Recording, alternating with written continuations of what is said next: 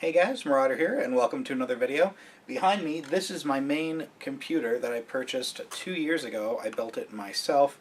It consists of an AMD FX 8350, 16 gigabytes of DDR3 RAM, and a ton of hard drive space, but most notably a G Force GTX 970. Now, prior to that, I had a G Force GTX 760 in it from Gigabyte. I also went with a Gigabyte 970 for this one.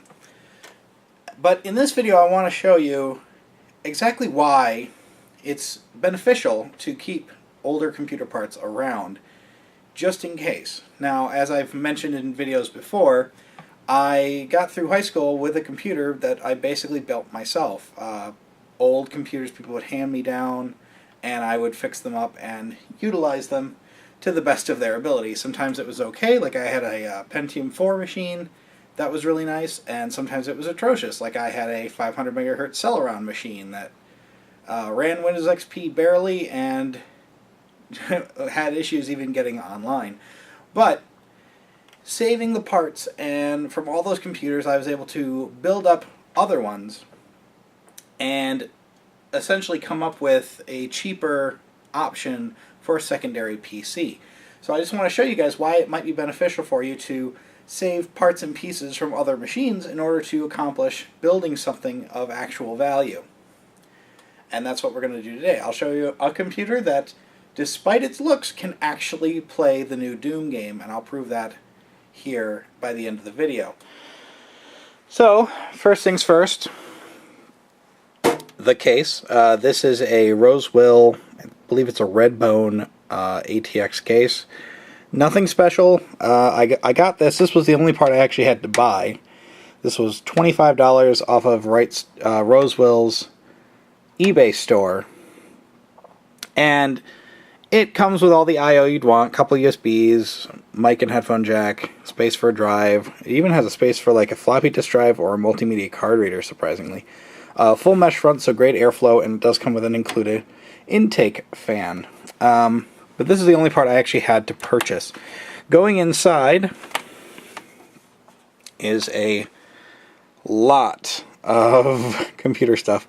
Okay, well, starting with, obviously, the motherboard. This is an Asus motherboard. It's an AM3/AM2 Plus board.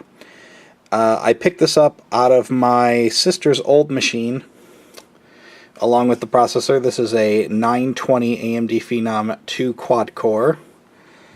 Not the best chip in the world, but it does the job. Next to that are 4 memory slots, and I have put, I believe, 6 gigs of RAM in this. DDR2 at 667 megahertz, I believe.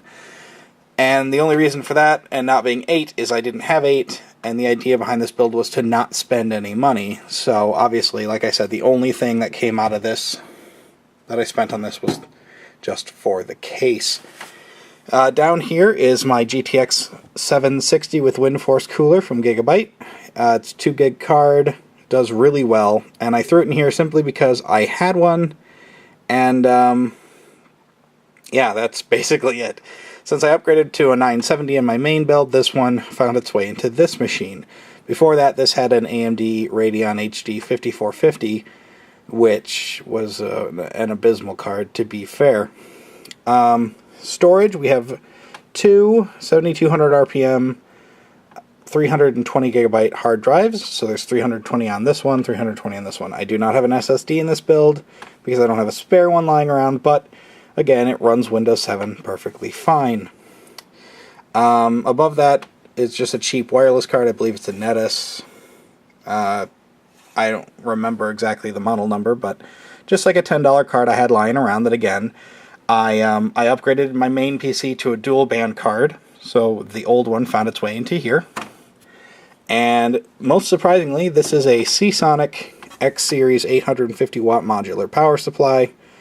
A bit overkill for this build, I'm sure, but again, I had it lying around. I upgraded my main machine to a 1050 watt Seasonic, so this one found its way into here. Now, I'm going to record the gameplay for the various games. I will show you straight off the monitor, thereby not stressing this machine any more than necessary.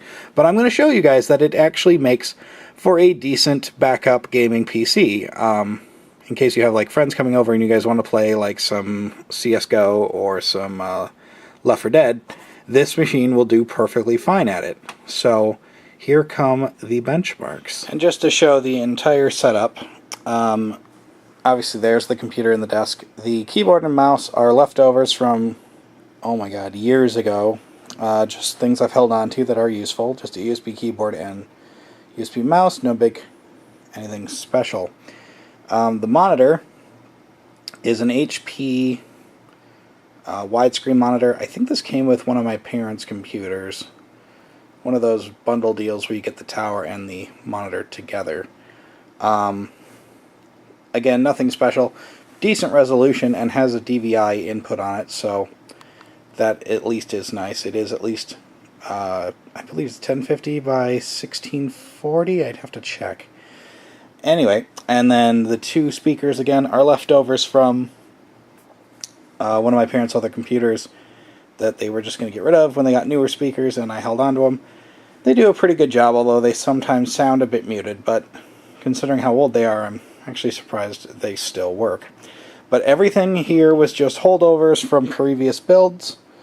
So yeah. And so here we go with the benchmarks. First game to benchmark is Sonic Generations, and with this computer we are achieving a buttery smooth 60 FPS on average with a high of 61 and a low of 59. The graphic settings are all on high with a max resolution of 1680 by 1050, which is the max supported resolution of the monitor. The only thing I had to disable was the anti-aliasing, and that's really not necessary in a game like this, but with it on I was getting into the upper 50s on average, and it was dipping down into the mid 40s. But with disabling it, 60 FPS is no problem for this computer, so as you can see, it's running it very, very well. Next up for benchmarking is F.E.A.R 3. Again, the game is running at the max supported resolution 1680 by 1050 with all graphical options enabled and turned up as high as they can go, and we are getting an average of 60 FPS with a high of 61 and a minimum of 55 in some of the heavier areas. But this is certainly more than playable, and I'm quite surprised how well this computer is able to handle this title. Next up is one of my personal favorites, Left 4 Dead 2, and with this computer I am able to easily achieve 60 FPS all of the time. Occasionally it'll drop to 59 with a maximum of 61, but 99% of the time it sticks to that buttery smooth 60 FPS.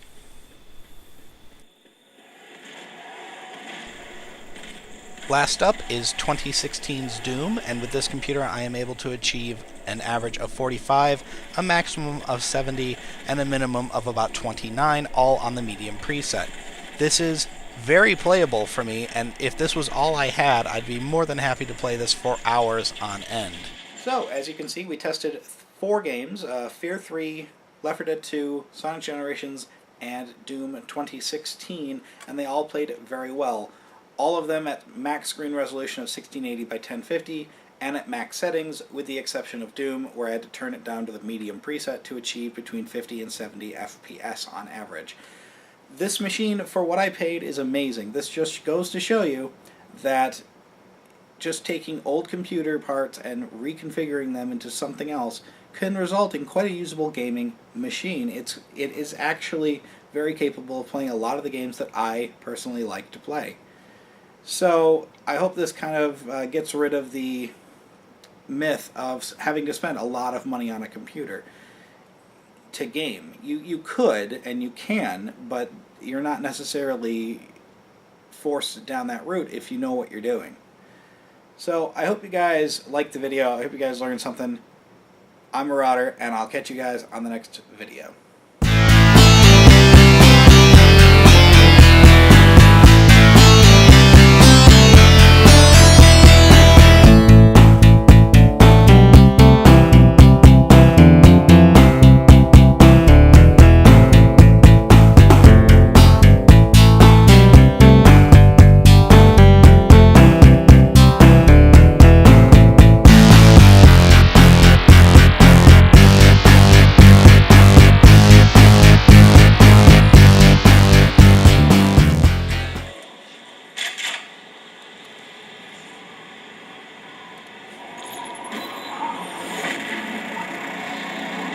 Oh my god.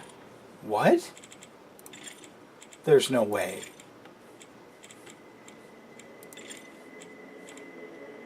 There's no way.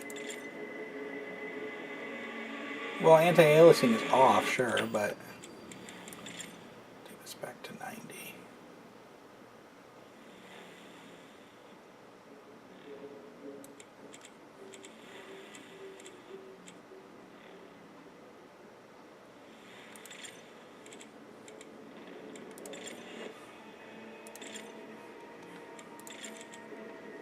There's no fucking way.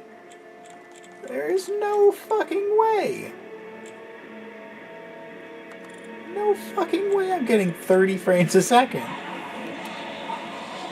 What?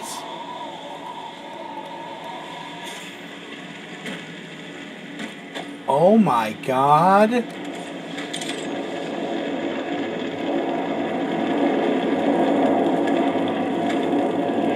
Okay, it dips down into the 40s, but